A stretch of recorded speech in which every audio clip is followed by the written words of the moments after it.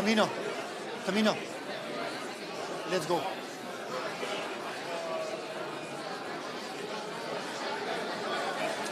Dear ladies, dear gentlemen, I thought that all of you are going to be tired, so there is not going to be anybody at the night over session, so I was wrong, which is good, because it means that the next session is going to be interesting, and it's going to be something that, despite being tired, we are going to hear. So without further ado, let me first introduce Guillaume Clossat. Guillaume Clossat is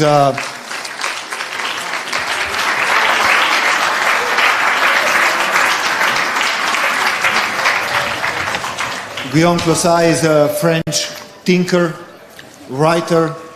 He is also a consultant in European public affairs, but most of all, he's a true European. He's a true European, and he's somebody who is thinking profoundly about the future of Europe and how we should preserve our continent for the next generations to come. And let me introduce also the second panelist, which I'm just going to say, Mr. Slavoj Žižek. I don't think I have to say anything else.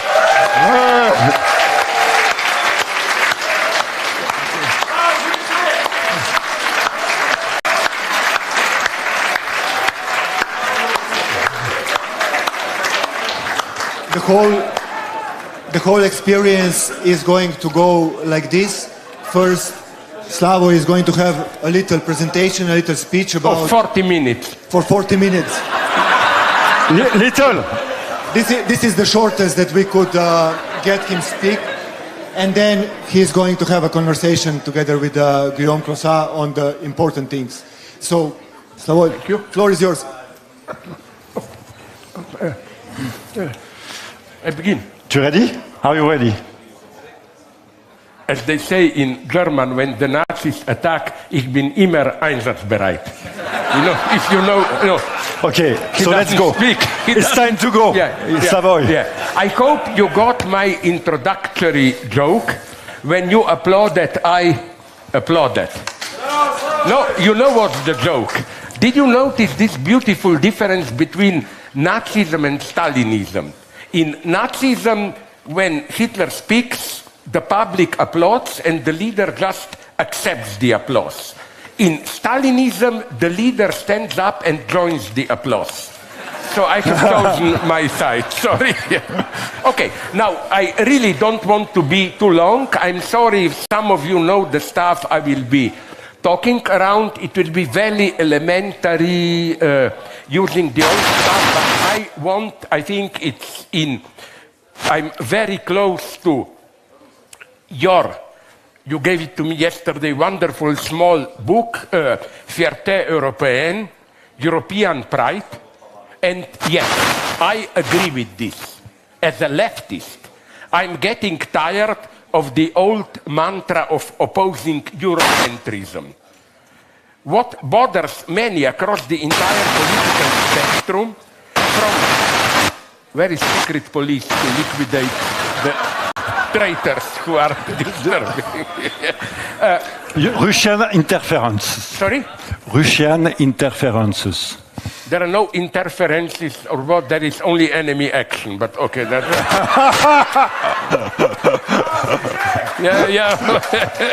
Okay, sorry, let's go on quickly. What bothers many across the entire political spectrum, stop, please, from the anti-colonialist left to the populist right, is the idea of a united Europe. With all the justified critique of some key parts of European legacy, I think that what makes Europe such an object of hatred and envy is the idea that in the eyes of many, Europe still stands for peaceful cooperation of nations, personal freedom, welfare state, and so on and so on. Europe is, as far as I know, the only example of what at least in an elementary form, of what it's better this. Okay, I can do it like this. Of what we need today more than ever. Not more sovereignty, not also one big central government, world government, that would have meant probably unimaginable corruption and so on, but a much closer cooperation, obligatory even cooperation. Just think about what is awaiting us. Another, let's say, another pandemic or hunger or war or whatever, global warming. Are you aware that millions will probably become immigrants, they will have to move, and the choice will be only war or cooperation? And to destroy this, not just part of Ukraine, I think is Putin's real goal. On the afternoon of March the 1st, 2022, video speaking to the European Parliament, Zelensky said, Ukraine is ready to die for Europe. Now let's see if Europe is ready to die for Ukraine. I agree, but which Europe? We should ask ourselves what the Ukrainians see in Europe. And are we ready to live up to their expectations? Whichever way you turn it, United Europe stands for some kind of social democracy. Not social democracy in the narrow sense of a social democratic party in power. Peter Sloterdijk, my friend, a conservative German philosopher, distinguishes between what he calls subjective social democracy, parties, movements, and what he calls objective social democracy. Social democratic measures, like, again, free education, healthcare, and so on, which are embedded in state apparatuses and public life independently of who is in power. I remember, I'm old enough, many of you are not, when for the first time after decades in Sweden, Palme and Social Democrats lost power. And we were all afraid, what will happen? Nothing happened. That's what I like, because the legacy of Swedish was so deeply ingrained in social texture that it didn't matter who is in power. No wonder Viktor Orban, in a recent interview, proclaimed that the Western liberal hegemony is gradually becoming Marxist. They are essentially Marxist with liberal remnants, Orban said. In short, Europe is in the middle of a big ideological conflict about its identity, and Ukraine will confront the true choice if, or hopefully when, it will win. Will it join the camp of illiberal conservatives, or will it become part of the United Social Democratic Europe? This legacy of Europe is universal.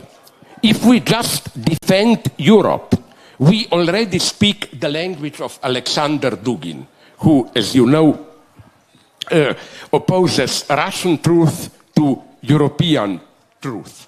No, the limit between civilization and barbarism is internal to each civilization, which is why I think the legacy of Europe is more than ever universal. The threat comes from many sides. I'm not against Russia, not just from Russia. For example, I like these details which make me worry. On June 19th this year, there was a meeting of a convention of Texas Republicans, and they approved measures declaring that President Joe Biden is not legitimately elected, and so on and so on. They also voted on a platform that declares homosexuality an abnormal life choice, and so on and so on. Now, I find this horrible. When an official party, which will maybe win next elections in the United States, declares that Biden was not legitimately elected, it's a clear step in the direction of, for the time being still cold, civil war in the United States. And if we combine this fact, the fact that there is no longer a neutral political space in the United States, it's kind of ideological civil war. They cannot even agree on rules. If you ask me what worries me most in the United States, it's, as you maybe know, Republicans are pushing measures so that in single states of the United States, if anybody complains that the results of elections there are not clear, the Congress of that state can simply directly nominate delegates. This means maybe even real civil war. But what worries me even more is that with the Ukraine war fatigue, a dark prospect opens up. What if Trump wins next elections and enforces a pact with Russia, abandoning Ukrainians in the same way he did it with Kurds, Kurdistan? During the Maidan uprising, a telephone call was leaked of US diplomat Victoria Nuland, who casually stated, "Fuck the EU, European Union." A clear signal that United States were pursuing its own goals in Ukraine. Putin is also for years consistently pursuing the politics of, sorry for the expression, fuck Europe, of dismantling the united Europe. He supported Brexit, Catalonian separatism, Le Pen in France, Salvini in Italy, and so on. This anti-European axis that unites Putin with certain trends in European and American politics is, again, one of the most dangerous elements in today's politics. And here, although I'm not for war, but beware, here, confronted with these tensions, abstract pacifism is not enough. We all want peace, but peace alone is not a term which allows us to draw key political differences.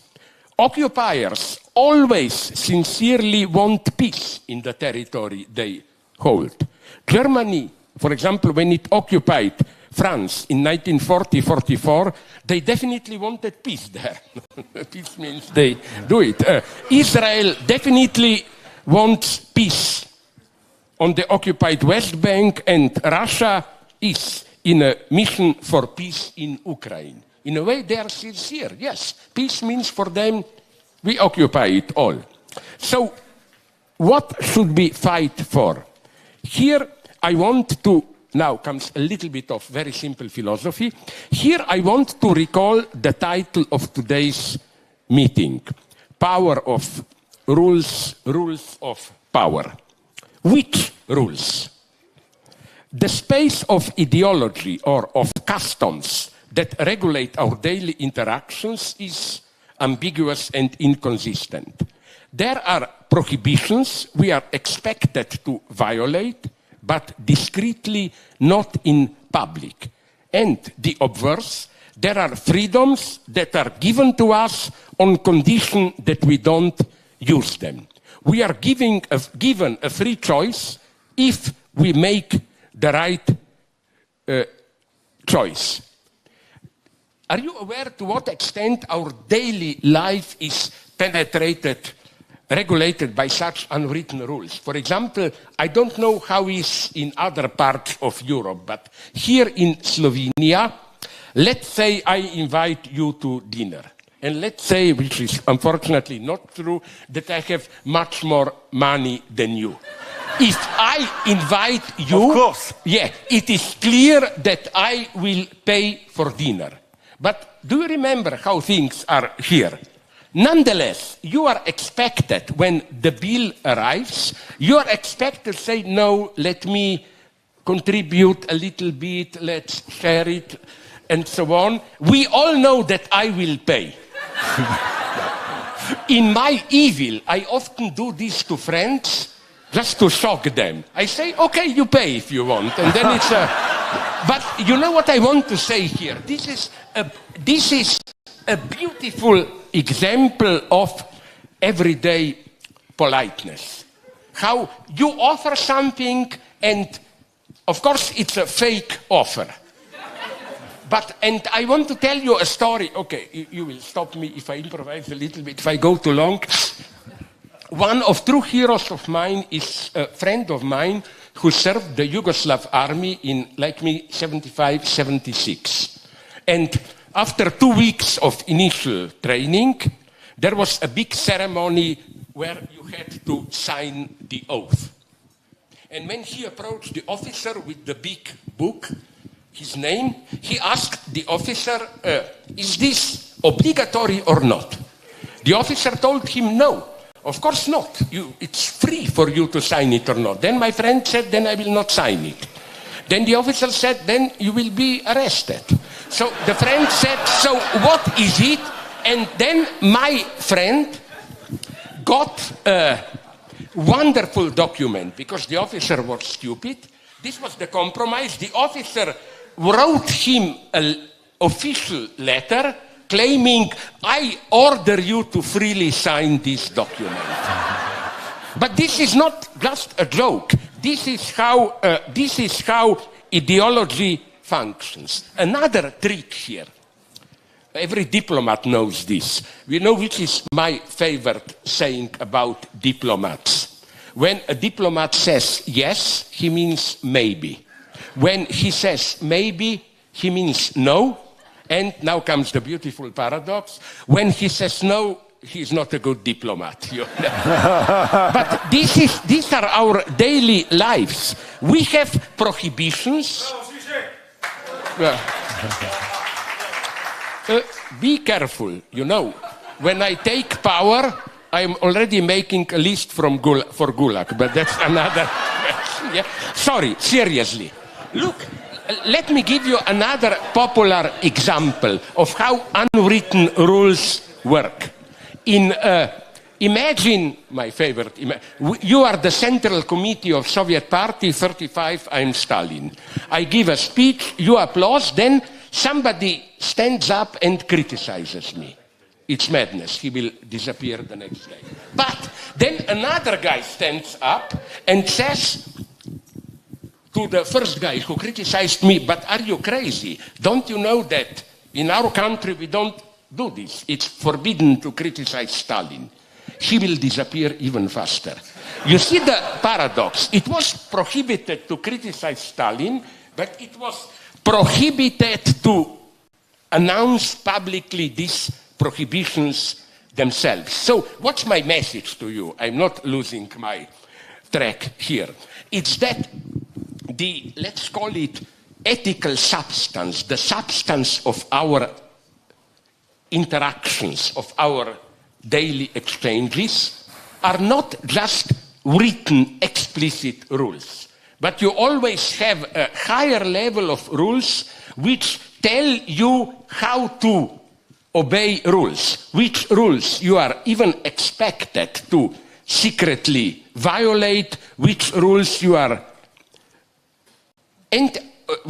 or the opposite, which rules, even if they allow you something, you are basically prohibited to use these freedoms promised by these rules. And I think this was the big problem in the last decades in Russia. Friends from Russia told me that in Yeltsin years there was a big mess. Because under Soviet Union you have rules, and then there were very clear unwritten rules. For example, whom you have to bribe, where you can cheat or not. In Yeltsin years, people didn't know what are the unwritten rules. That's why, as my friend convinced me, even mafia and gangster organizations played a positive role. because they were a kind of ersatz law structure. You turn to a local mafia and they explain it to you. You want this? Okay, we will contact that gang and so on. With Putin, we have new rules.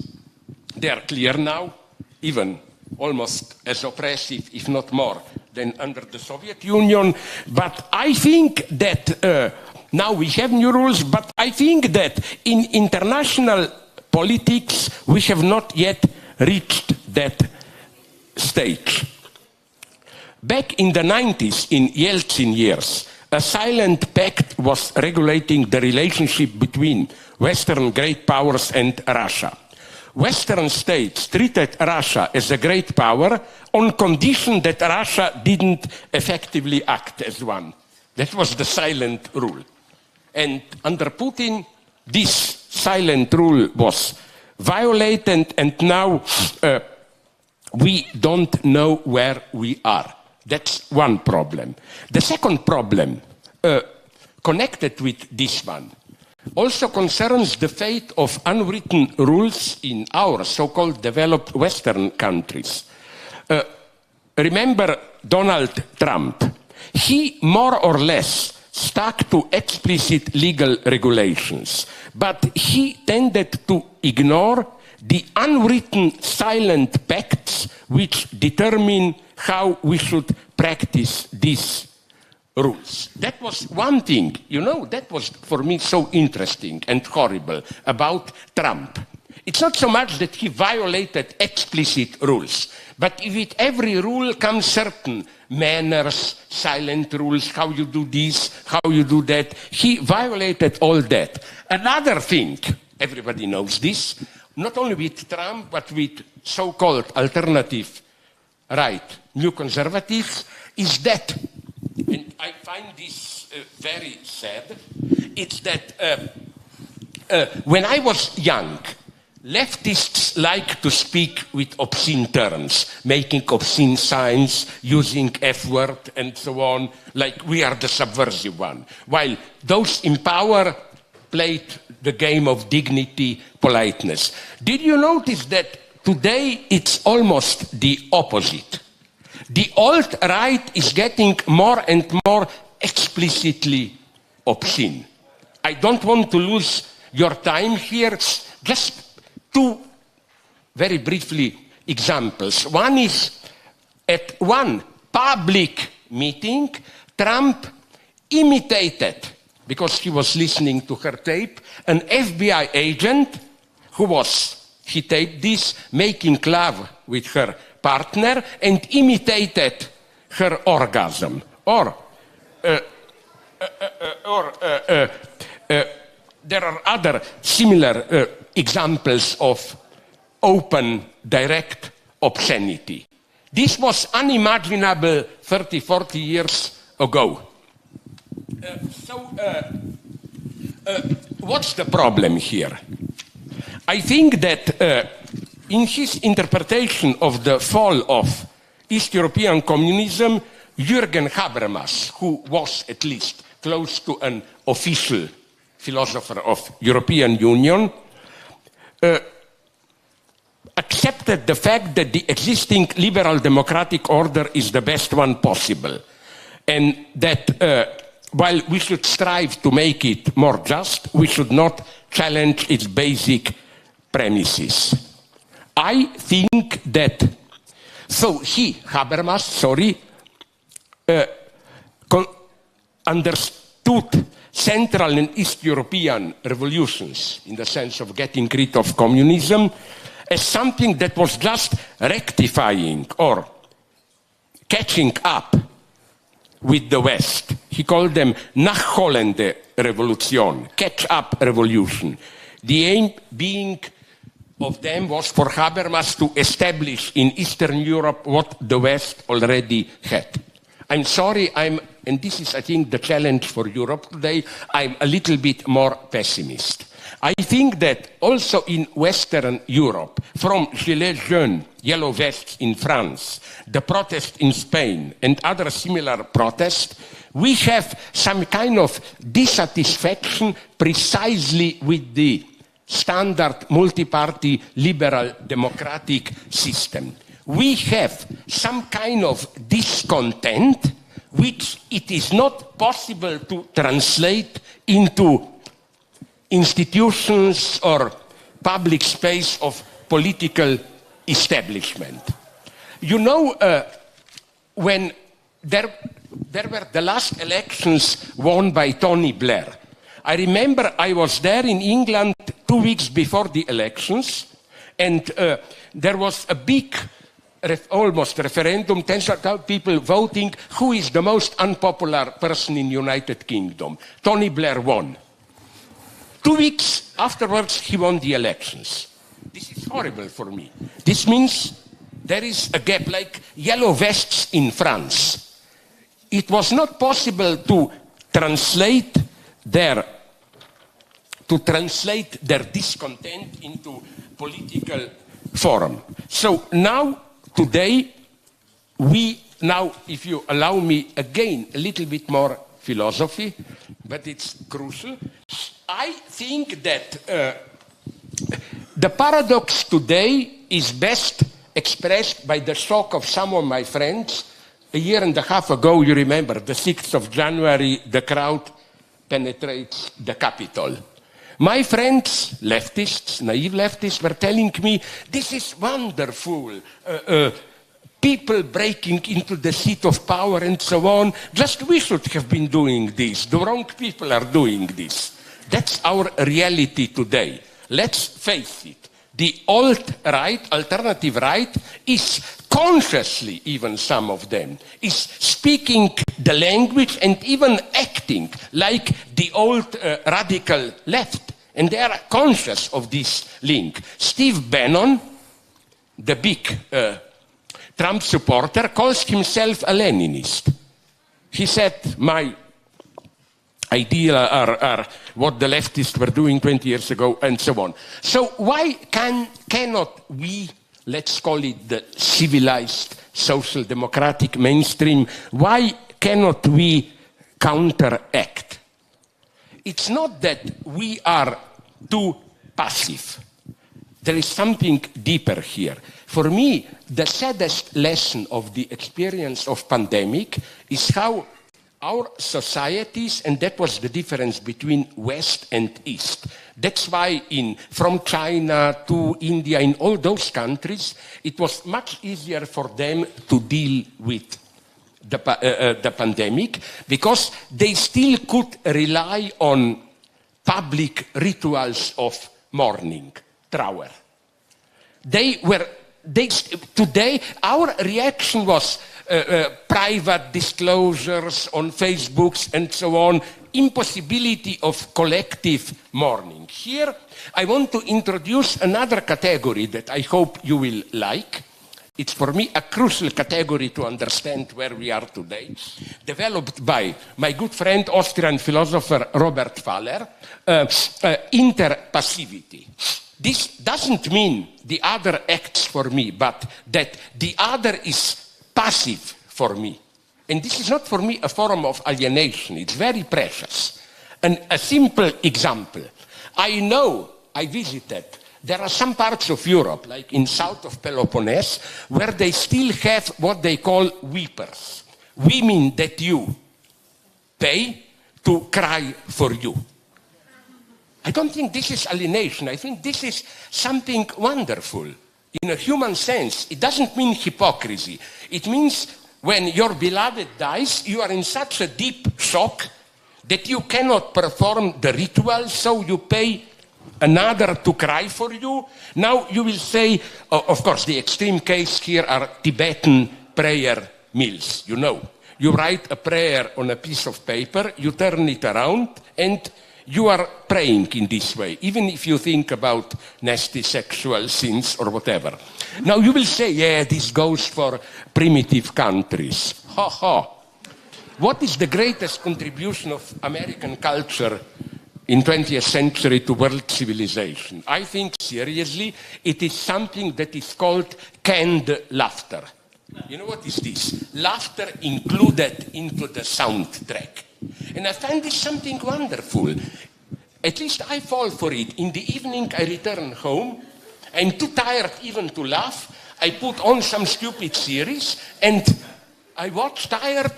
The TV machine is laughing for me. And I feel relaxed in exactly the same way as if I was laughing. I think this is great civilization, that you can externalize your feelings. Today, we are not able to do it, no longer. This is why I'm trying to go. Yeah, please. But no, I'm against this mechanical notion of linear time, so the time can be expanded and so on. Yes. But, good luck. Okay, let's go on. No, something very serious. Peter? Did you notice, I am approaching the end. I asked Peter to bring some glasses of wine, please. Could you? This is typical for contemporary French people. I give them deep thoughts they think about alcohol. Okay. No, we speak about party spirit. This is Europe, and Europe is wine. Don't mention France. France is, for me, that's why I love it, a country whose entire cuisine is based on turning a failure into success. No, you know what I mean? You know what is champagne? Champagne is, you wanted to have wine fermented, got rotten, and you said, okay, it's champagne, it's even better. You make cheese, the cheese got rotten, and you say, okay, we have this rotten cheese, it's our specialty, so don't try to sell me your stuff. Okay, let's go. Sorry. Now, much more seriously. This problem with passivity is a great one for our liberal societies, because it's no longer that we don't know what is happening. We know very well what is happening. Look at those disgusting big meetings. Why disgusting? Because they talk in a way that you can be sure nothing will be done. You remember the Glasgow meeting of Prince Charles, everybody. Everything they said was true. It's 5 minutes to 12, we need to act, and exactly nothing happened. So now, I don't want to go. So we not only know what is wrong, all the crises we are in, we know what has to be done. But you know what? I'm sorry, I don't have the time to develop it. I'm really cutting it short. But do you know what's the problem here? The problem is that our knowing it itself functions like an ersatz as a fetish in psychoanalytic terms. I know something, you tell me, why don't you do it? And I say, yeah, I know. You know, knowledge itself about what has to be done is evoked instead of doing it. This is what I call, read my books if you want to know more, the cynical mode of ideology. As again, Peter Sloterdijk wrote, in his formula of cynical reason, I know what I'm doing, but I am nonetheless doing it. And that's our problem today. We have big crises, which for me remind me of the 4 riders of the apocalypse in the book of Revelations. Plague, war, hunger, death. Plague, pandemia, war. Russian attack on Ukraine and so on. Hunger. With global warming, we know what is coming, and death. What kind of death? I don't mean the empirical death, people are dying. I mean something much more ominous, and that should worry you. As for ordinary death, it's part of life. My favorite definition of life is a Polish graffiti, I think. I love it. It says, life is a disease which is transmitted by sex and always ends with death. It's the best definition of life. But I'm talking about another thing here. First, we have digital control over our lives with so-called surveillance capitalism. Then we have already the possibility to intervene into our DNA to change, and the next step will be, we are close to it, you don't read a lot, so-called wired brain. Direct interaction between computer, machine, and our line of thoughts. What will this mean? Will we still be human after all of this? So, if you permit me just the final conclusion. Okay, no, I will do something really evil against you. Please do. Now we will say it's the end. I will say yes, and I start with the discussion by asking myself, so what is the conclusion of all of this? And I will answer very briefly. No, my first conclusion is that we don't need the old communism. I'm not crazy. It was even more inefficient. But all these problems, immigrants, war, global warming, isn't it clear that a much stronger, wider collaboration will be needed? And the only model for this in the world today that I see is Europe, again. But just to conclude, to return nonetheless to the topic which is in front of our eyes all the days, the ongoing war. What worried me is that a couple of days or weeks ago, when a new tension erupted in northern Kosovo, Vladimir Đukanović from the ruling Serbian Progressive Party wrote on Twitter that, I quote, "Serbia might be forced to engage in the denazification of the Balkans." You see how this name, denazification, is gradually spreading.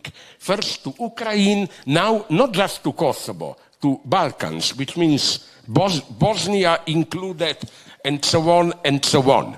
So this is, and behind this, that's why I take Russia seriously. It's not just what Russia is now doing, it's not just a simple big justification to get a small piece of land in Ukraine. I never underestimate ideology. There is a big theological-political vision. Or, to quote Alexander Dugin, we are fighting the absolute evil embodied in Western civilization, its liberal totalitarian hegemony embodied in Ukrainian Nazism. Now, if you allow me just, what I want to say is that this is what really worries me, and this will be my concluding point. It's how we have this absolute religious fundamentalism, but combined with more or less open obscenity. This is for me the truth of the new populist right. What do I mean by this? Let me conclude with a very shocking example. It's really tasteless, but I'm sorry. This is what happened, you know where? Not in a private pub, but on the floor of American Senate, where Todd Akin, I didn't know how to pronounce it, a Republican Senate nominee, introduced the category of legitimate rape. I'm sorry for these details, but I want to shock you with them. His reasoning, again, developed not in some bar after the meeting, but there on the big podium, is that cases of real rape are almost impossible because to penetrate the woman has to get, sorry for the vulgarity, wet or whatever, relax her muscles, and this signals if she is aware or not that she accepted sex. I find this category terrifying. Why do I mention it here? First, because always be attentive to how, with this new, old, alternative, fundamentalist theologist, Christianity, fake Christianity, but nonetheless, Christian fundamentalism is connected with extreme racist, anti-feminist vulgarity. And I just want to warn you that Putin used, apropos of Ukraine, the same metaphor of rape. When he announced the invasion, he quoted Soviet-era punk rock group Red Mold, and from their song, Sleeping Beauty in a Coffin, here are the lines, Sleeping Beauty in a coffin, I crept up and fucked her, like it or dislike it, sleep my beauty. Like, you will get if you want it or not. So,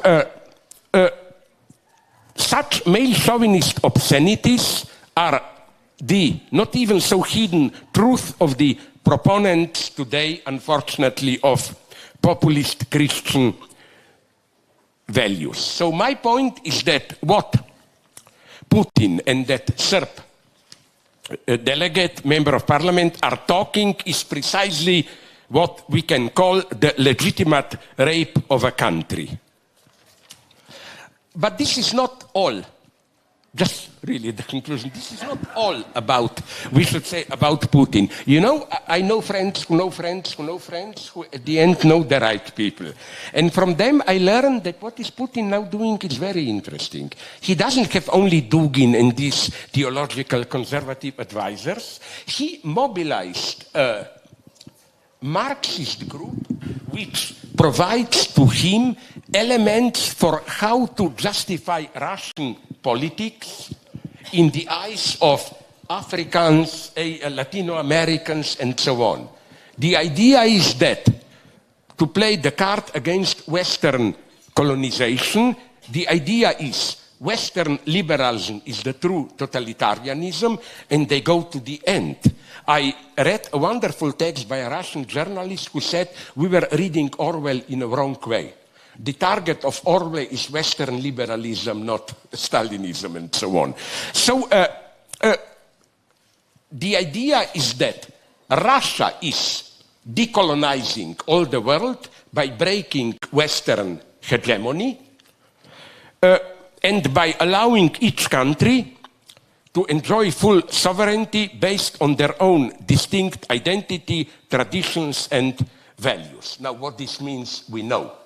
Respect for distinct identity, it means, and this is the world we are approaching, it made me really sad. Do you remember after Taliban took over Afghanistan, there was immediate pact between Taliban and China. The deal was very simple. We, Chinese, allow you to do whatever you want with women there. You allow us to do with Uyghurs, Muslims, whatever we want here.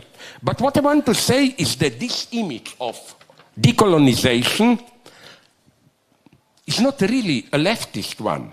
It is a key component of alt-right movements around the way. Marine Le Pen also, last page, I'm not lying.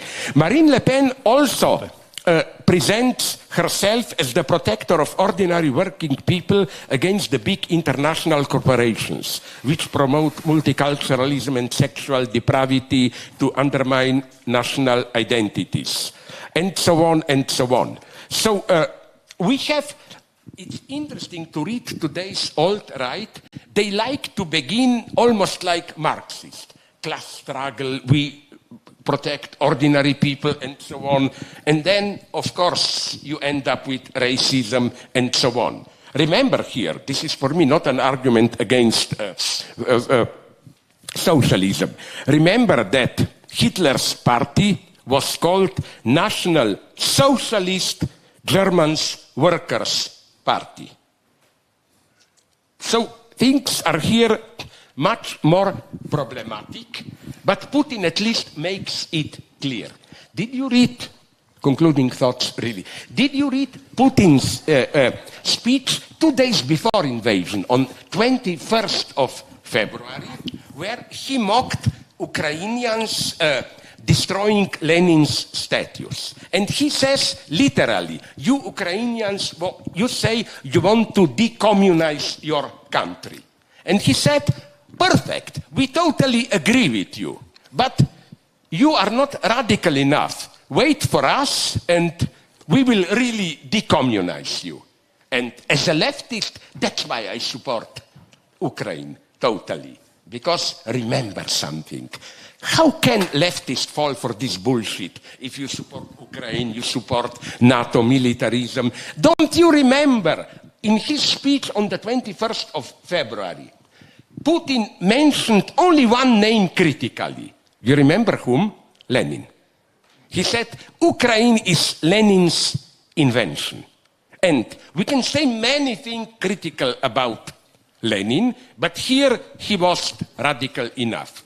He was for total autonomy of Ukraine, inclusive of the right to full sovereignty to leave the Union of Soviet Republics or whatever it was called. So even if Ukraine will hopefully protect its independence,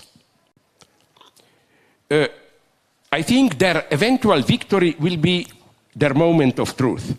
They will have to learn the lesson that it is not enough to catch up with the West and join the EU.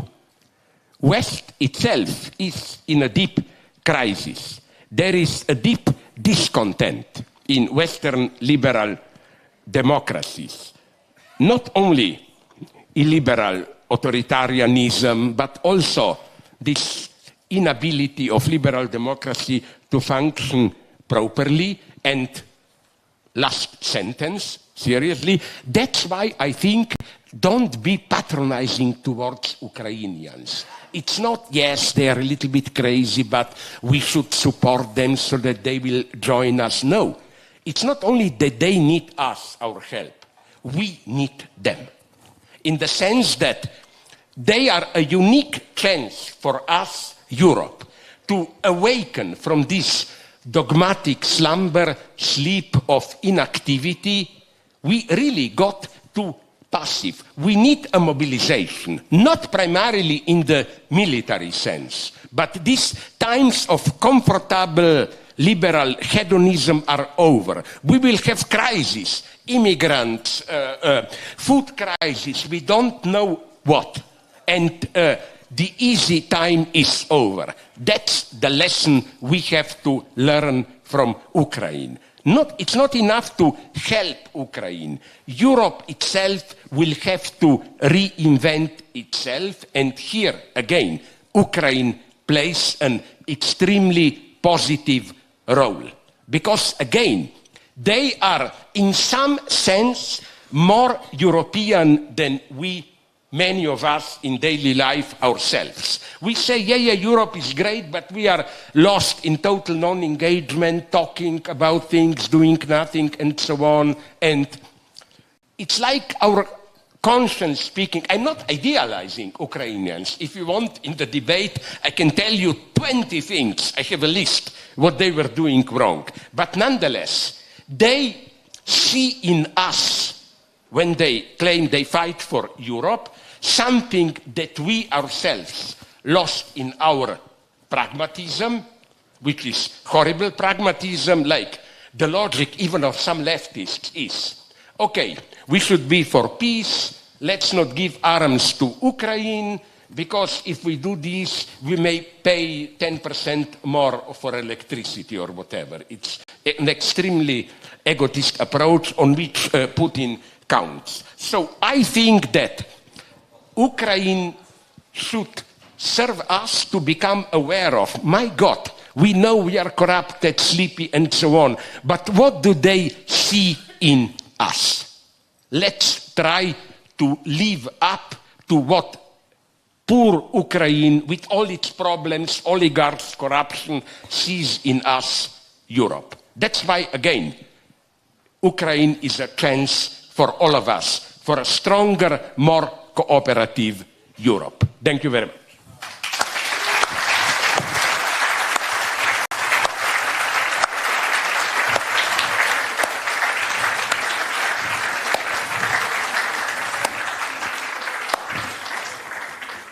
Slavoj, may I take a pre-introduction?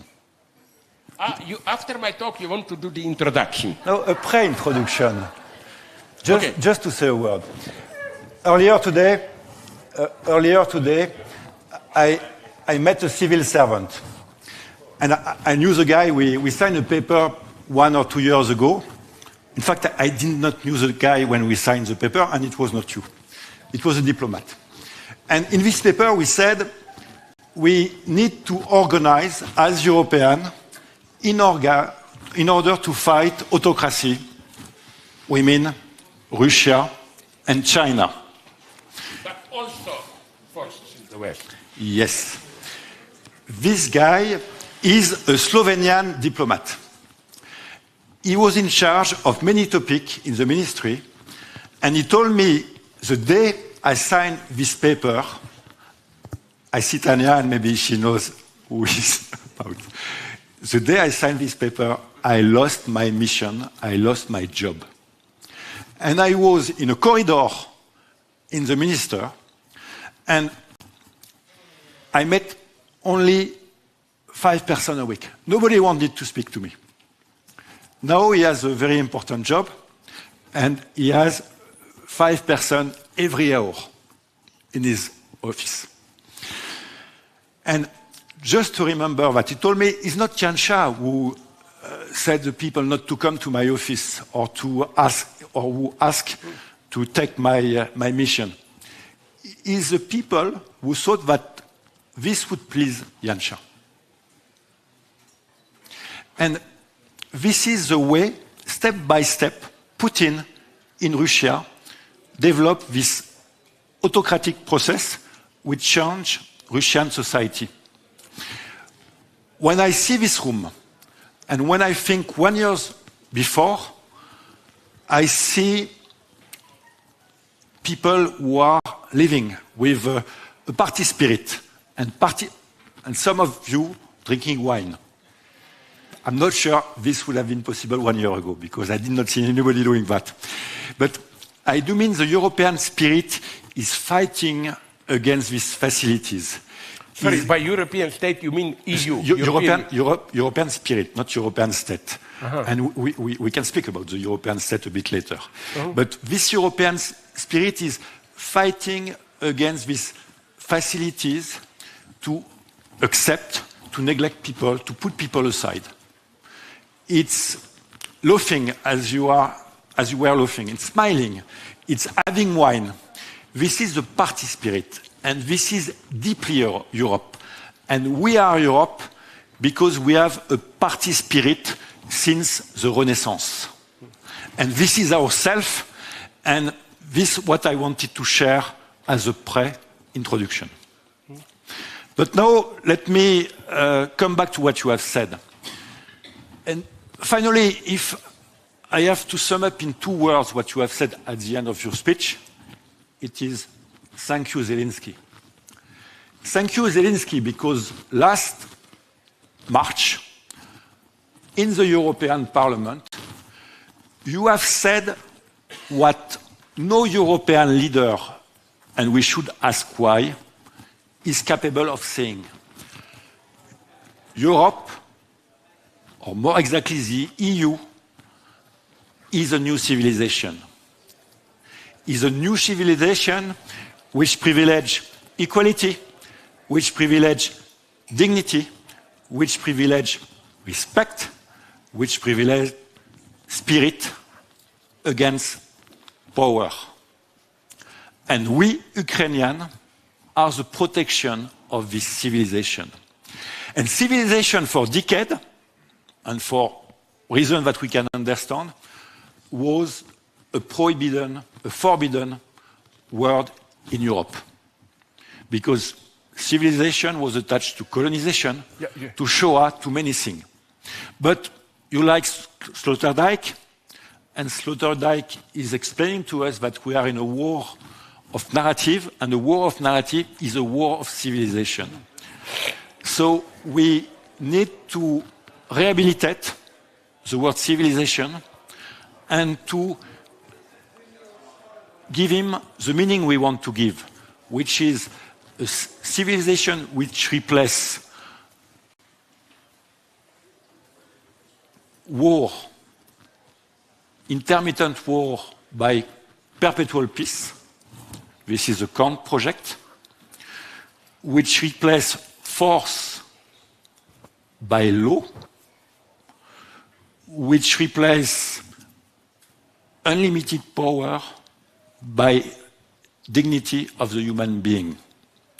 And this is exactly the European project. And what is the EU? The EU is the concrete, the political embodiment of this civilization. And once you say that, you think that the EU is a very, very dangerous model for Russia, for China, and for everybody who want to contest any kind of universalism. But also for all alternative right in the United States and so on. And you are right. One topic is in the United States, there are many people who are against Europe because Europe stands for somehow a new kind of success. And America, when you look at America today, America is a failure. There is a huge fragmentation. The American dream is for a very limited number of people. And the American society, in fact, is a combination of community. And when we speak about this new European civilization, for me it's two things. On the one side, it is what we could call a great society. Like there was a Roman or a Greek society. It's very funny because Nobel Prize Krugman, who was quite Eurosceptical, last time he came in Europe some months ago, he said, but from Ljubljana to Vilnius to Lisbon, I see a European society. And we have built, without being aware, as you said earlier, a great European society of people sharing a European style of being, common rules, common conduct, same concern with regard to the future. And this is huge. Just for the fun, the day before I was in a plane, and I was close to the American coach of the climbing, the US climbing team. And there is a competition in Slovenia at the end of the week. And he told me, hey, Europe for me is very clear. European, you have style. We have lost the style in the US. You are fit, you are mobile, you have good food, culture is everywhere, you have solidarity. This is Europe, this is very clear. It's not anymore the US. So we have built a strong society, but we are not able to see it. And this is one thing, this is one part of this new civilization. And the second part is what Norbert Elias, because you mentioned this European state, calls the European state. In fact, it is the capacity to develop between nation-state cooperation. Cooperation, cooperation. And Norbert Elias, after last war, said, the next step of civilization is to invent better cooperation between nation-states in order to protect citizens and to create the condition for the fulfillment of people. And the place to develop that, the lab for that, will be Europe, and I name that the European state, l'État européen, as Norbert Elias said. And I think we have been successful in that. So, in fact, nowadays, and I want your opinion on that, we have developed a new civilization based upon a great society and a new solidarity with European state. And now the question is, how do we go ahead? How can we build something where we develop a real pride of it? Slavoj.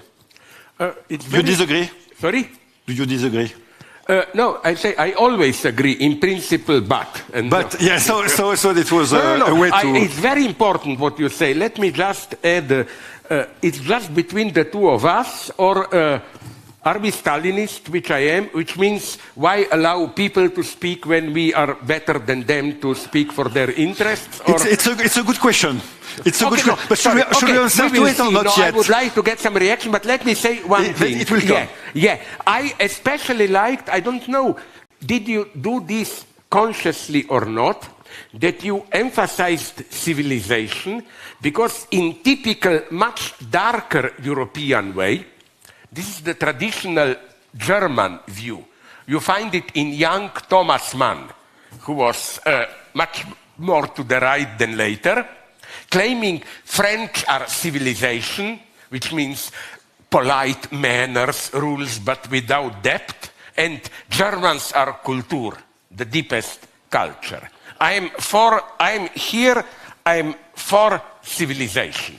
You saw that I combined both. Yeah, but I believe one has to make a choice, and I will give you an example. First, I especially like your notion of dignity. You know what shocked me so much? I am following this new, they're incredibly important, I think. Let's call them radical leftist, but very civilized movements. Now they won in 3 Latino American countries: Chile, Bolivia, Colombia. And it's not known here, but I was extremely engaged there. I did, in my broken Spanish, electoral short speech for each of them. And you know what shocked me? You know what is, as if they were quoting you, the basic signifier, word, their program focused on? Not freedom, not welfare, but dignity. But dignity is the core of Europe. Yeah, because they all emphasized, even the same I learned, you remember a couple of years ago, there were big protests in Istanbul against Erdogan. Yes. The word was dignity again. And this is, I think, something simply wonderful. And even, again, forgive me to mention Lenin again, I'm very critical of him. He was laying the foundations for Stalinism. But there is a beautiful letter from 22, the old desperate Lenin, when he, as it were, quotes you.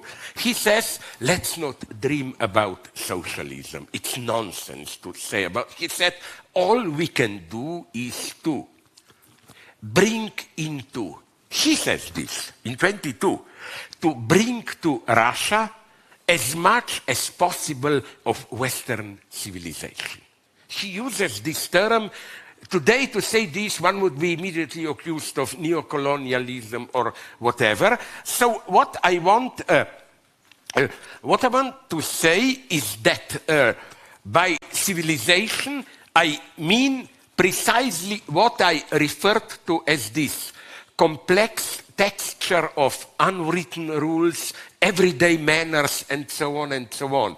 That's why I couldn't believe it, but it almost made me cry when I learned, and then I met Adam Michnik, and he confirmed this to me, that, you know, that already when they were in 1988 or whatever, 9 negotiations between Jaruzelski and Solidarność, they become friends. Personal friends, Jaruzelski and Adam Michnik. And they were close friends, going to holidays together with their family. That's civilization. Unfortunately, I cannot imagine this here in Slovenia. Will you see Kuchan and Janša have a holiday together or whatever? No, sorry, seriously. And I also deeply agree with you, critical point will come immediately, that US is a failure. Maybe you know him, my friend, also the Lacanian linguist Jean-Claude Milner. He said in a wonderful book that US is still a failed project. The troubles they still have now with the alt-right means that not only the revolution, but the civil war is not yet over, really there. US, is an unfinished project here. And again, to quote Sloterdijk, what you said, You know, Sloterdijk is an incredible guy. He sounds conservative, but sometimes he says such a wonderful thing, like he draws attention to this, that till now, our entire ethics is based on sacrifice for your state in war as the highest ethical duty. Like we all follow our daily interest, earn money, good living, but from time to time your country calls you, and that's the highest ethical moment. And Sloterdijk says, no, the time has come to civilize the animal called nation, you know. That till now, there was ethics within a nation, but when there is war between nations, it's force. To use the terms of the title here, rules are no longer valid, and so on and so on. And Sloterdijk sees this very clearly. Okay, not to lose time, where I would only be a little bit more skeptical is, yes, it's nice what you say about Europe, but you know, Europe also has its dark sides, which cannot be, I think, simply dismissed as, I don't know, remainder from before and so on and so on. I mean, Austria, the nicest, most gentle country in Europe, gave birth to a certain guy close to Linz, I think, Hitler, and so on. No, you know what I mean here? I mean this. You know where I would be more skeptical than you? That's why I emphasized so much the unwritten rules and so on. When you said that if you sign this, you would disappear or whatever. No? I'm more of a pessimist. I think in Europe, we are often in a position where, yes, you sign all this, Europe civilization, and so what? Nothing happens. That's my... Or, to give you, I'm sorry, half of you must know it, but it's my best example of what I call manners in the sense of beliefs, but not beliefs which are your explicit beliefs, but beliefs which you practice in your life. You know the story, but I want to repeat it. Niels Bohr, the true European genius. You know, you must know the story. I repeat it all the time. Once he was visited by a friend at his country house, and the friend saw horseshoe, the superstitious sign above the entrance to his house. And the friend told him, but this is superstition. It's supposed to prevent evil spirits to enter the house. Why do you have it there? Do you believe in it? And Bohr gave a perfect answer. He said, I'm a scientist. Of course, I don't believe in it. But I have it there because I was told that it works even if you don't believe in it. And that's, I think, unfortunately, the logic of many of us. You participate in democracy, but you don't believe it, you don't want to engage too much into it. So again, don't underestimate it, the extent to which barbarism can also be presented with a civilized space. Let me give you an example, very brutal one, very short, then you will have the concluding word. I will react immediately. You know, for example, it shocked me that John Locke, the great English Enlightenment philosopher, gave a very leftist, almost Marxist justification of killing the Native Americans, so-called Indians, and throwing them off their land. His logic was this one, very Marxist. The land should be possessed by those who work on it and probably cultivate it. Now, he said the problem with Native Americans is that they have all these vast plains, but they don't properly develop agriculture and so on. So we Europeans have the right to throw them out because we will properly develop the world. So you see how even the best enlightened idea can be. So I'm just a little bit more pessimist here. Pessimist in the sense that there is no guarantee that, as we amply see today with all the calls to action and so on, ecological action, nothing serious is happening.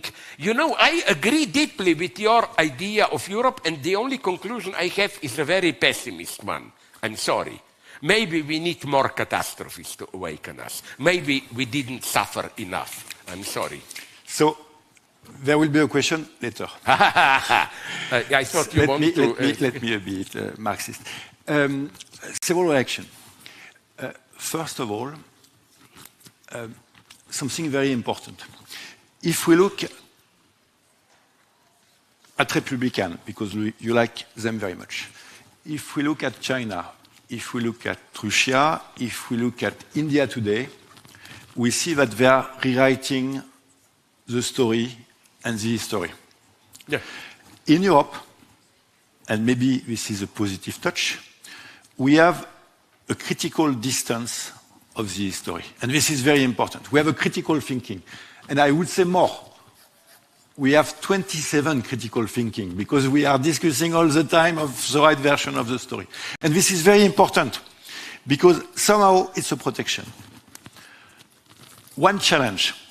You spoke about Wałęsa, Michnik, but you could have mentioned Giermek.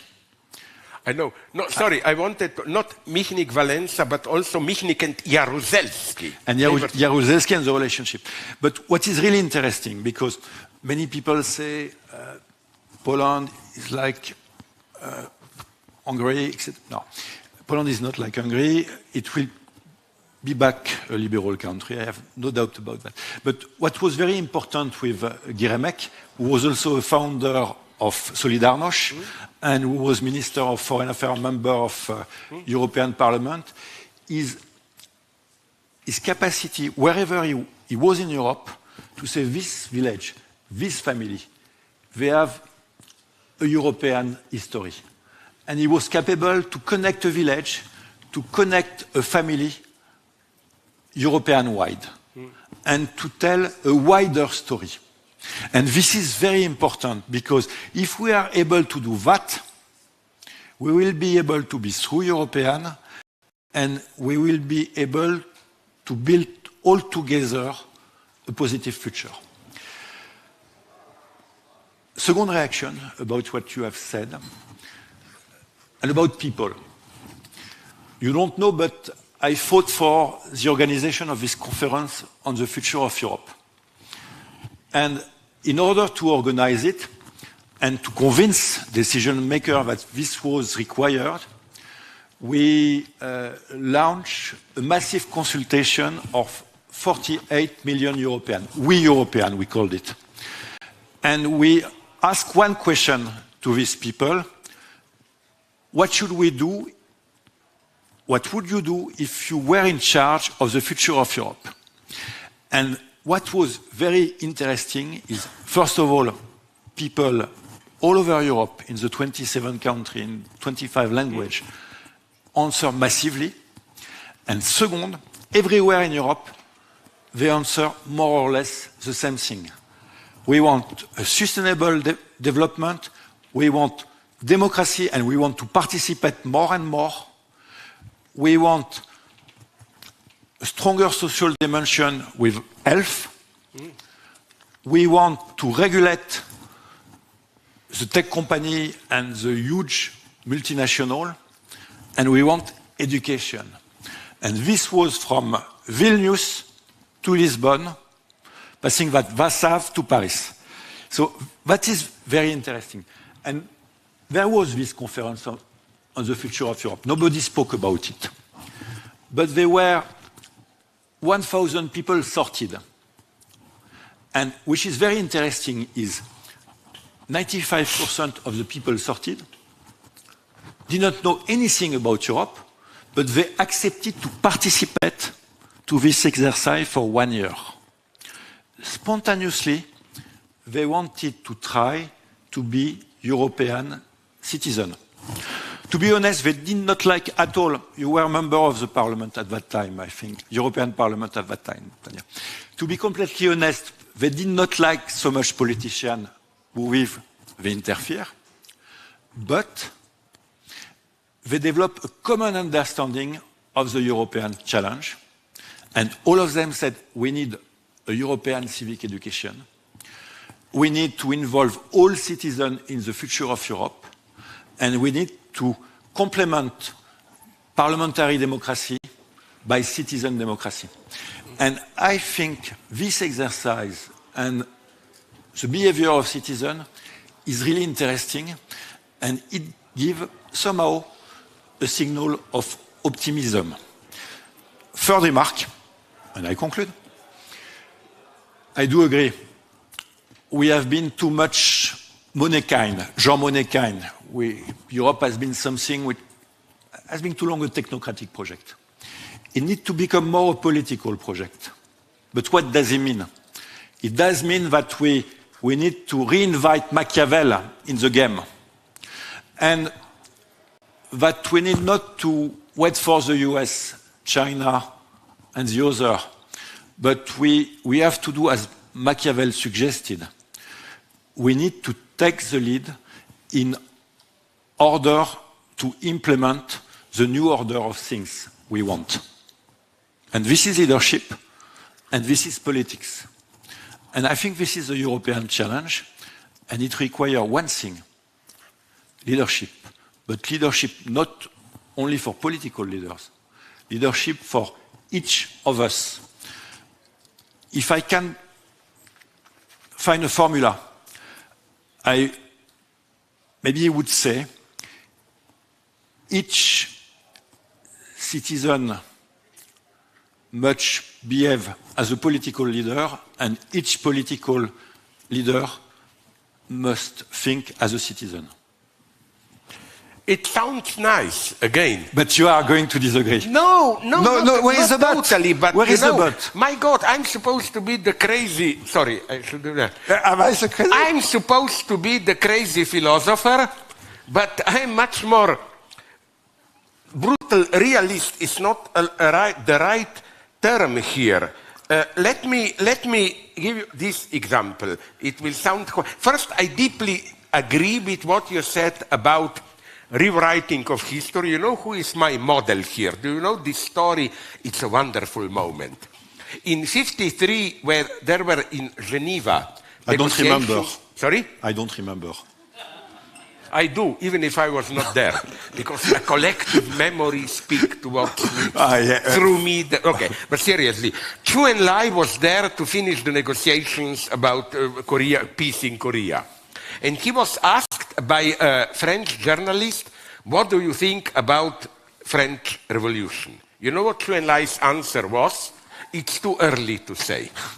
It's not yet far enough. And he was deeply right. Because what happened in 1989, exactly 200 years after, was something that triggered, at least in the mainstream liberals and right-wingers, a rewriting of history. They claimed French Revolution, especially in his Jacobin forum, is the origin of this revolutionary logic whose final failure came 200 years later. I don't agree with that, but I agree with you. This is a beautiful formula proposed by Walter Benjamin, the German, how do we call it, fellow traveler of Marxism, who said that every emancipatory movement is also a struggle to redeem the past. We are always, in this sense, rewriting the past, giving new meaning to it. Now comes my pessimism. You know, what if in contrast to this, we are all citizens, leaders, blah, blah, blah. No, I think that, let me ask you a frank, I simplify it, and I want to provoke you to attack me more. Question. I definitely wouldn't like to live in a country where a true self-management would have been operative. Like, you know, I work in the morning, every afternoon. I have to participate in some local stupid meetings where we decide how our children are educated, how we organize. I want to have a society of some basic, well-functioning alienation. I want peace. I want an invisible network of state to smoothly function. Of course, not totally out of control, but now I will go even a step further. I think, trigger warning, as they say in politically correct societies, provocation, that most of the people, this is an attack on you, but I hope I will get a counterattack, people don't really want democracy, if by democracy you mean they really decide. People want the appearance of democracy. They want the appearance to be asked, what do you want? But at the same time, they want clearly to be told what do they want. And I think this is the role of a good leader. Not, a good leader is not the one who simply orders you what you want. It's when we are, now comes my provocation, but I love it, I agree with it. A true leader is not a master who controls you. On the contrary, in your everyday life, if you're a stupid, hedonist, pragmatic individualist, you are not really free. You are caught in your daily routine. A true leader liberates you. A true leader makes you aware of, my God, I thought this is not possible, but I can do this. So we need a leader to make us aware that it's possible to do things we thought it's not possible. Now, I don't want to make judgments. Who knows what is Zelensky really? But there was an element of this leader in him because, let's be frankly critical, how stupid we were a couple of months ago. First we thought, all my political friends were telling me this. Listen, Putin is bluffing, don't worry, he will never attack. Then when he attacked, the same friends were telling me, listen, be serious. Kiev will fall in 2-3 days and it will be all over. And so on and so on. And there was some shocking surprise. This is what I like about Ukrainians. Yet it was madness, impossible. But they did it. But nonetheless, ask yourself again, isn't it that when there are elections, when things are really decided, we are usually afraid of those moments. It's almost like civil war. Like in Europe, we came close to radical election with Syriza, I think. And people were afraid, will there be civil war and so on and so on. So again, I, as an ordinary conformist, here comes my provocation.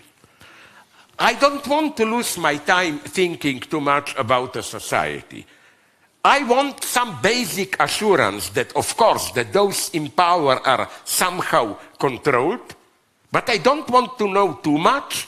I want to have my peaceful life, to read books, write books, watch good movies, listen good music, and so on. And I just want society, for example, I don't want to know too much about healthcare. I want it to function a little bit better than it's functioning in my country now, and so on and so on. So I'm provoking you now with a category of good alienation. Not in the sense of alienated power, but in the sense of there is a basically alienated state structure, and the best thing that can happen is that you somehow basically trust it. Do you have a problem with this? Yes, tell me why. Several things. First about leadership. Yeah. My definition of leadership converges with yours. For me, a leader is somebody who opens the universe of possible. Yeah. And this is very important, because for me, this is also the European dream. To be able for anybody to open the universe of possible. So that's leadership. But you have forgotten something regarding democracy. The fact is people, they are working a lot, but they are working less and less and less in the medium long term. And they have a lot of time. So they have time to read book, they have time to go to cinema, to have sex, to look after our family, etc. But they are also interested in what's happening in daily life.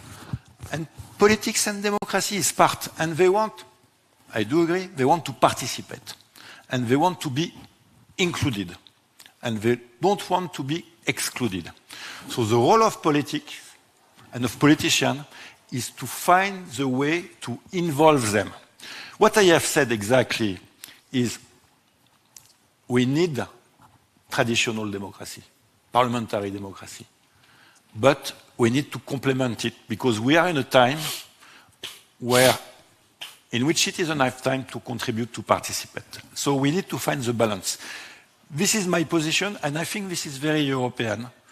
And it's really funny because when you give an opportunity for a citizen to be a real citizen and to contribute to the thinking of the future, it takes the time. It takes the time. So it's interesting. I would not say everybody would do that.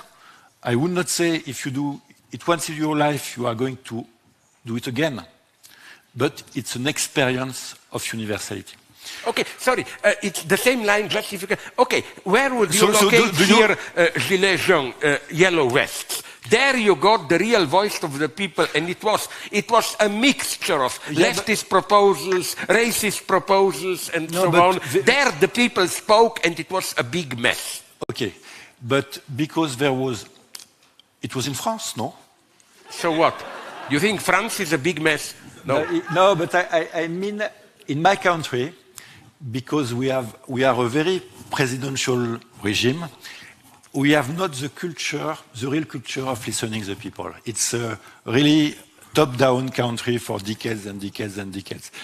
And we have difficulty to manage a crisis. So sometimes every 70 years we have war or revolution, and it helps to manage the transformation. But it is France, I would say. Can I change topics? You are the boss. Okay. I just want, and after we will go to the question, I just want to say a very quick word about Taiwan. Because we spoke about universality. Yeah. And for me, Taiwan is the proof that European values are not only European, but they are universal. And this is very important. I wanted to share that with you. And then we take one question or two, and we go to bed.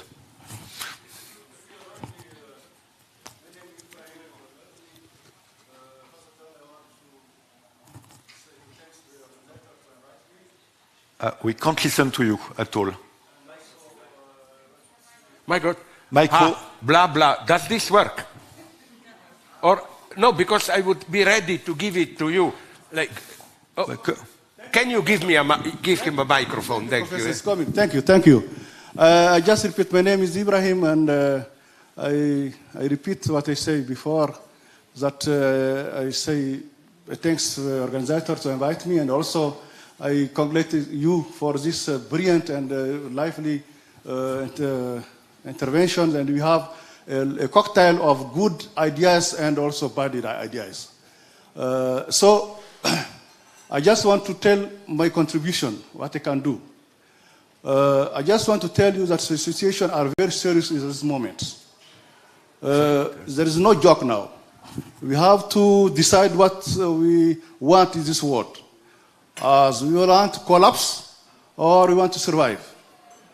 And on my side, this life is so beautiful for me that I want to live for maybe 100 years, for 2 days. And it's also very serious that you know that people are dying in Ukraine, people are dying in Mali, in Somalia, in so I can, your situation. So we have to decide, and we say that Europe have a future of Europe. The future of Europe for me is that Europe have to listen to others. For the past 400 years, just Europe is talking. Other people, other nations, they don't exist. If they want to exist, Europe say no. Because Europe don't give an opportunity as you give me that I can talk. If you see why should dialogue? The dialogue is that we are in a crisis, and the solution is this world are not only in Europe. I think we understood your intervention and your question. Do you want to react and conclude? Because it's time, I was said. No, I just stopped. No, but you have stopped. But Okay.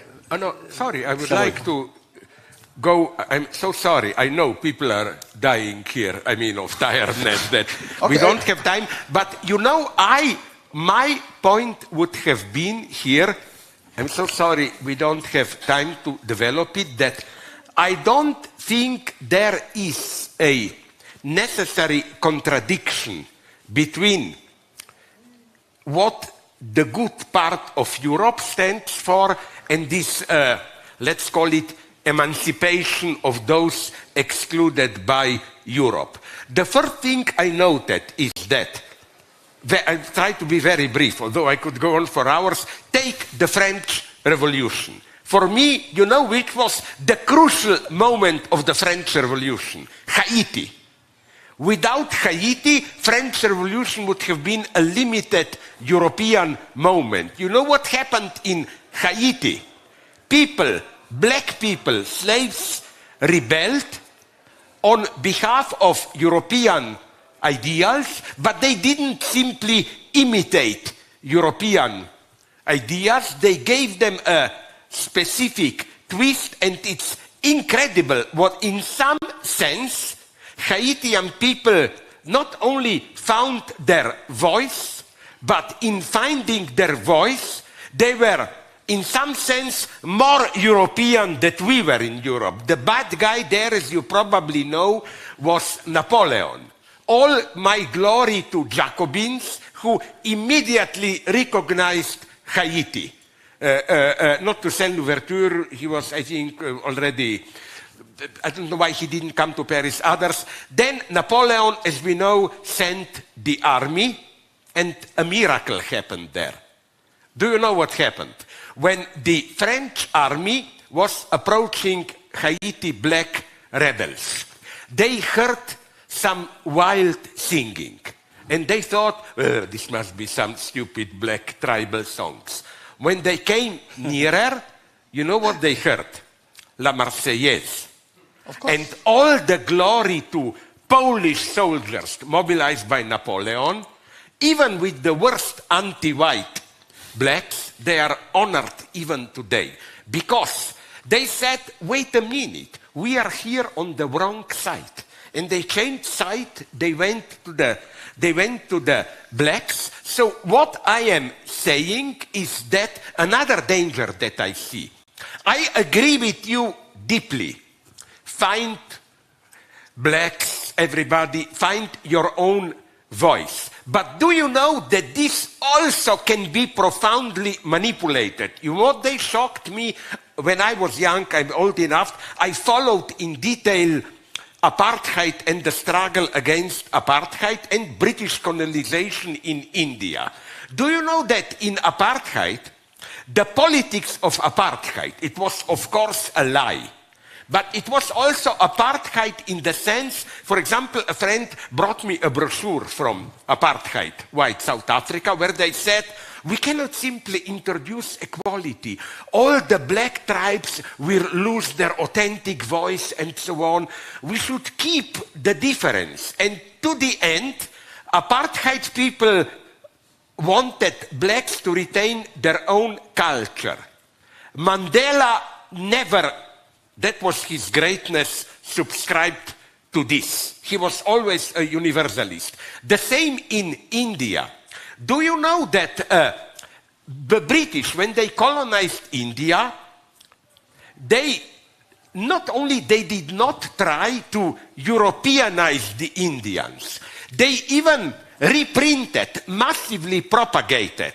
For example, the book of Manu, a traditional Indian book about how authority functions, blah, blah, blah, because they got it that it's much better for colonialism if the natives keep their own culture. Now, you will say, of course, this is not authentic culture, but here is the problem, you know, it's not so simple you get your voice. Professor, excuse me. Please. Excuse me, we have, as Africans, we have our philosophy named Ubuntu. I know it. You know the Ubuntu philosophy. The Ubuntu philosophy, you don't talk about democracy, we talk about how we can be wise and to solve problems. This is when Europeans come to us, they try to deny our civilization, but they don't succeed. They never succeed. They never succeed. They will never succeed because our civilization is strongest as a European. You have to know that in Europe, all the problems you made in this world are coming from Europe. First war, second war. All the wars in the world are from Europe. Sorry. Vous savez comme Français que vous avez fait des problèmes partout dans le monde. You made problem all in the world. That's a professor. I don't want to tell you that Europe have to learn to listen others, because I'm European, and that I want to use that you hear to others to solve problems. The problem is Ukraine. You know, the problem is Ukraine.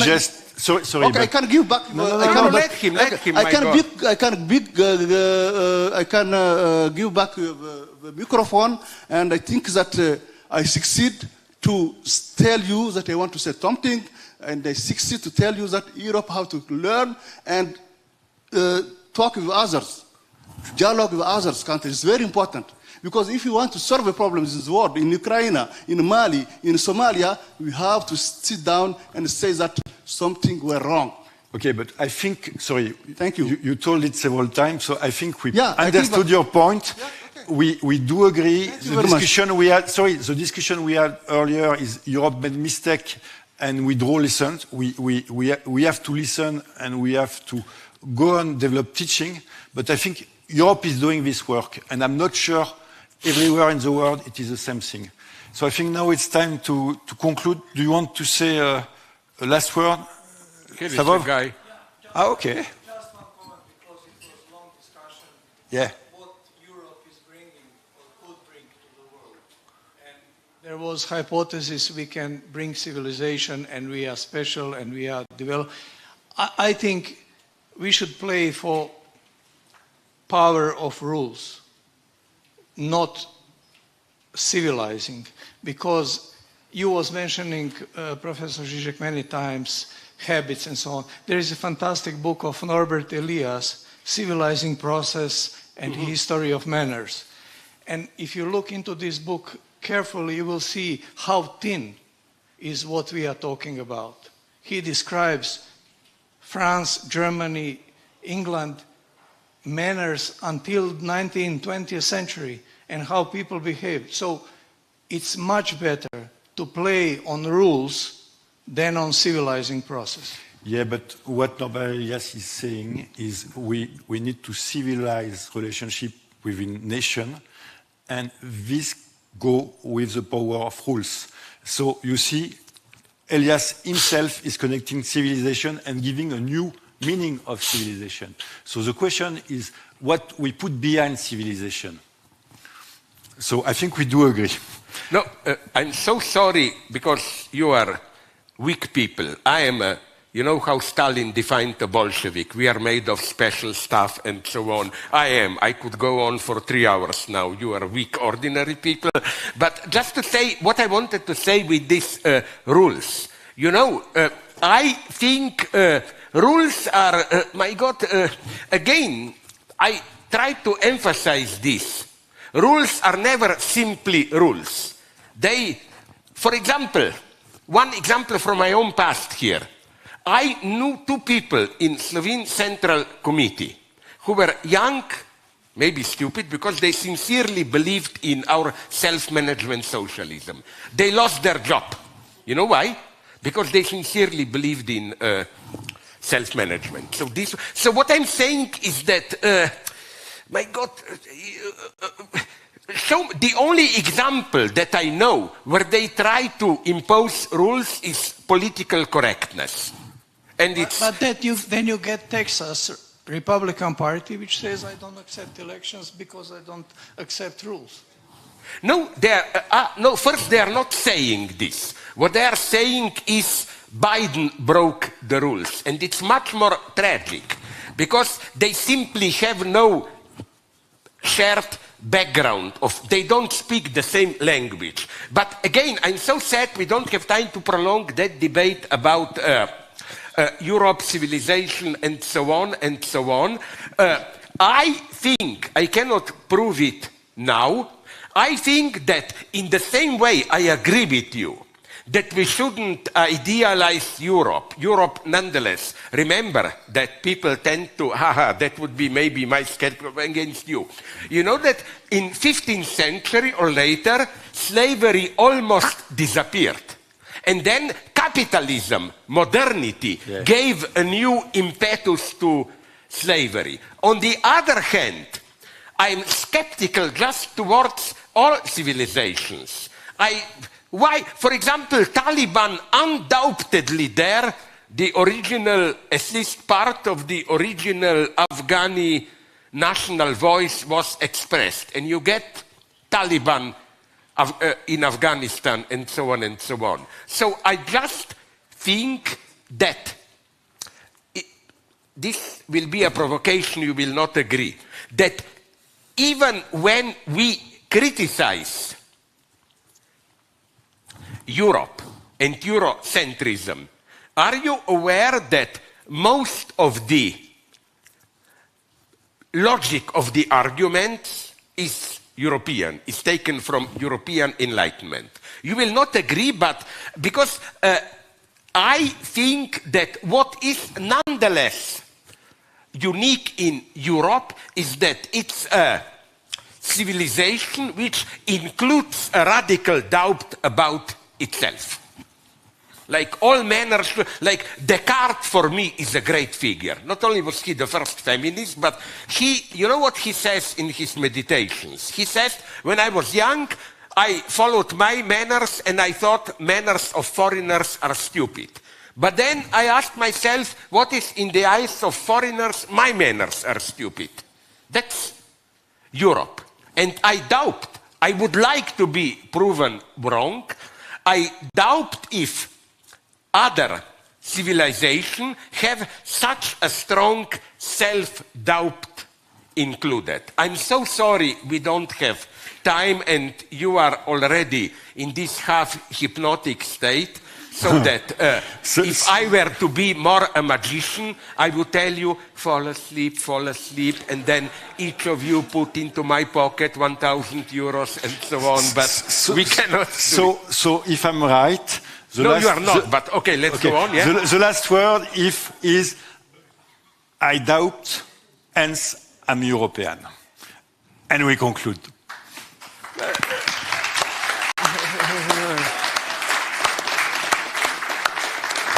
I would just add it, I doubt and I'm a European, but included into this is a doubt if I'm really European. I will complicate it further. Okay.